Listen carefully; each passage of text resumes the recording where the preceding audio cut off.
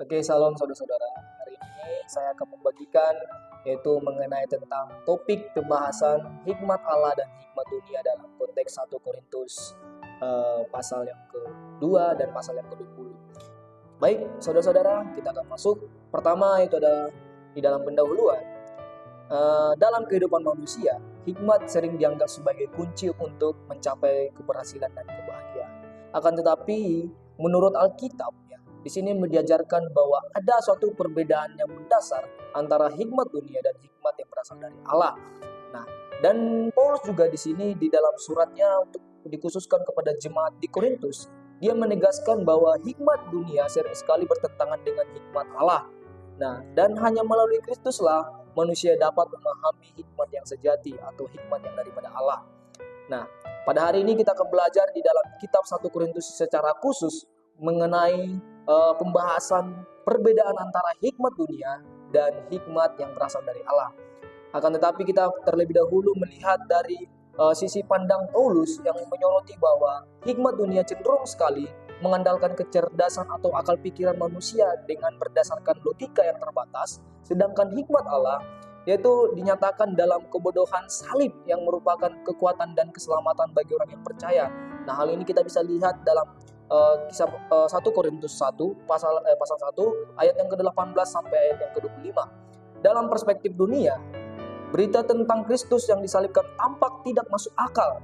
Tetapi bagi mereka yang percaya, hal itu adalah manifestasi dari hikmat dan kuasa Allah. Baik, kemudian kita masuk ke dalam hikmat dari Tuhan atau definisi dari hikmat Tuhan ya. Nah, bahwa Paulus di sini tidak mengatakan bahwa Kristus melambangkan hikmat, tetapi bahwa Kristus adalah jawaban Allah kepada bangsa-bangsa kafir yang menganggap pemberitaan salib adalah kebodohan. Hikmat Allah sangat bertentangan dengan kebodohan bangsa lain. Dan kita melihat dari sudut pandang dari salah satu tokoh ya, teolog yang dari Billy Kristanto mengatakan dengan secara tegas mengungkapkan bahwa Injil adalah hikmat Allah yang menyatakan kebijaksanaan dan pengetahuan yang sejati. Akan tetapi di dunia ini, seperti dikatakan di sini, orang-orang yang berhikmat ahli Taurat, pembantah dari dunia ini terus bermegah dalam kepintaran mereka sendiri, atau bisa dikatakan orang yang sombong. Nah, kemudian kita masuk ke dalam definisi hikmat dari dunia. Nah, kalau kita melihat dari zaman sekarang ya, sering sekali mengklaim bahwa keterampilan tangan diwariskan melalui dari bakat dari orang tuanya. Akan tetapi, hikmat yang tidak selalu mendapatkan pujian bagi orang yang memperoleh hikmat itu dalam keunggulannya dan kebaikan hikmat yang diimplementasikan dan di dalamnya ada hasil yang baik. Ya. Seorang yang memiliki hikmat selayaknya mendapatkan apresiasi. Nah, saudara-saudara, kalau kita melihat dari teks ini, bahwa hikmat dari dunia bisa dikatakan haus dengan pujian ya, saudara-saudara. Dia sering sekali menganggap dirinya adalah orang hebat dan dia merasa dirinya tidak ada saingan dan dia merasa pada orang yang paling hebat, orang paling pintar. Hal ini dikatakan hikmat dari dunia selalu haus akan dengan pujian ya, saudara-saudara. Nah, kemudian kita masuk ke dalam perbedaan hikmat Allah dan dengan hikmat dunia. Yang pertama sekali kita masuk ke dalam hikmat Allah. Ya, kembali lagi dengan perkataan Paulus yang menggunakan pemahaman tentang Taurat ya, yang dimana ia memadukan dengan pemahaman budaya Helenis yang berkaitan dengan hikmat dan untuk memberikan pengajaran keselamatan yang fundamental kepada jemaat Korintus. Dan hal ini iman kepercayaan mereka karena Injil ya. Akan tetapi secara bergantian dalam tulisan Paulus itu ada perbandingan. Yaitu perbandingan hikmat yang dipahami oleh orang-orang Yunani dengan Taurat yang menjadi prinsip hidup orang Yahudi dalam memandang Injil, saudara-saudara. Kemudian kita masuk hikmat dunia. Nah, pada masa itu hikmat yang dimaksud oleh Paulus tentu merujuk kepada konteks kepandaian filsafat Yunani yang membudaya secara luas dalam masyarakat Korintus. Dalam periode Helenistik dan Romawi atau biasa disebut Greco-Roman, filsafat bukanlah suatu disiplin ilmu pengetahuan seperti yang dipahami pada masa sekarang, saudara-saudara.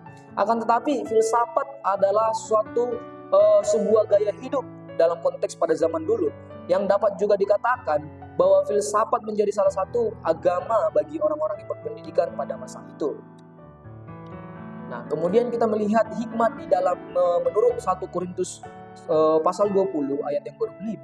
Dikatakan di sana bahwa hikmat dunia sering sekali bertentangan dengan hikmat Allah.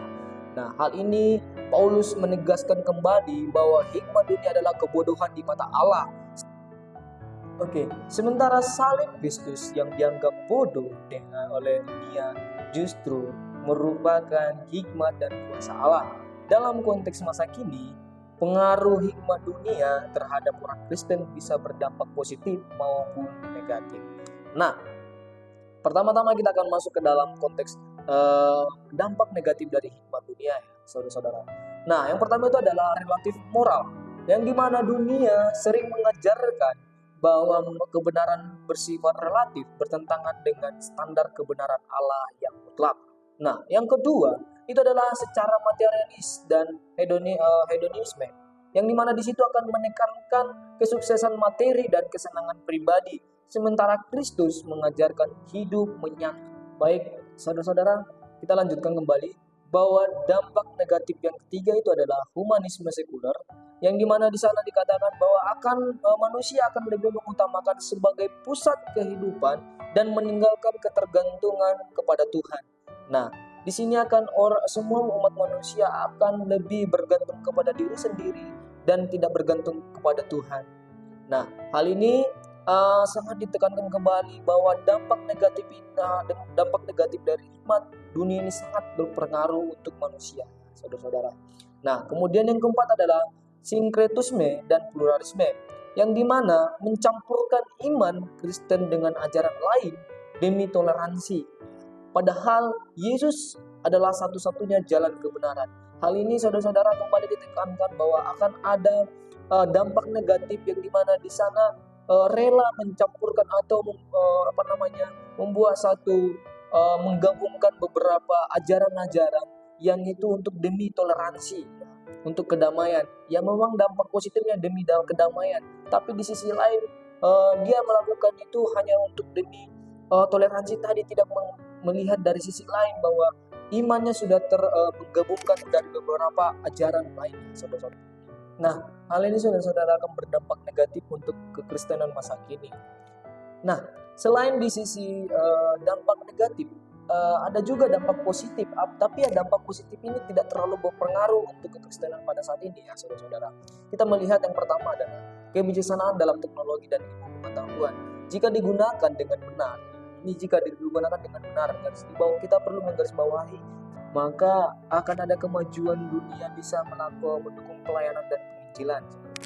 Nah, kemudian di dalam kepemimpinan manajemen dan yang efektif, di mana dunia seperti akan disiplin, efisien, dan perencanaan strategis bisa dipakai untuk membangun gereja dan pelayanan.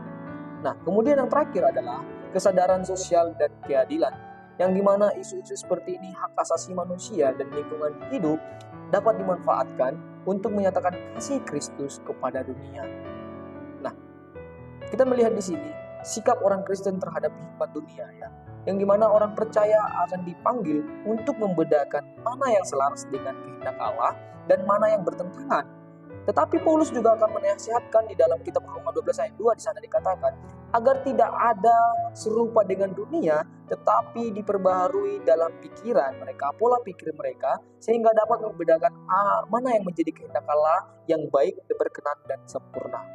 Nah, untuk menjadi kesimpulan pada hari ini adalah hikmat yang benar menurut kitab 1 Korintus bertolak belakang dengan hikmat dunia, dan Paulus juga menegaskan bahwa hikmat dunia dianggap kebodohan di hadapan Allah. Nah, karena berdasarkan pemikiran manusia yang terbatas dan sering sekali menolak kebenaran Allah. Sebaliknya, hikmat yang berasal dari Allah dinyatakan melalui salib Kristus, yang bagi dunia tampak sebagai kebodohan, tetapi bagi mereka yang percaya merupakan kuasa dan hikmat Allah. Nah, orang percaya juga dipanggil untuk hidup dalam hikmat ilahi yang memiliki berpusat pada Kristus dan pimpinan Roh Kudus. Nah, hikmat ini tidak dapat didasarkan dari kehebatan manusia, melainkan pada pengenalan akan kehendak Allah dan ketundukan kepada Dia, yaitu Allah Tuhan kita. Dan hikmat sejati juga berbentuk kehidupan yang mencerminkan kasih, kerendahan hati, dan pelayanan kepada sesama sebagaimana diteladankan oleh Kristus. Nah, demikian presentasi yang bisa saya sampaikan atau yang bisa saya bagikan untuk pada hari ini. Semoga kita yang mendengarkan bermanfaat untuk kedepannya, bagaimana kita bisa memahami perbandingan antara hikmat dunia dan hikmat Allah. Demikian, saya mengucapkan terima kasih. Shalom.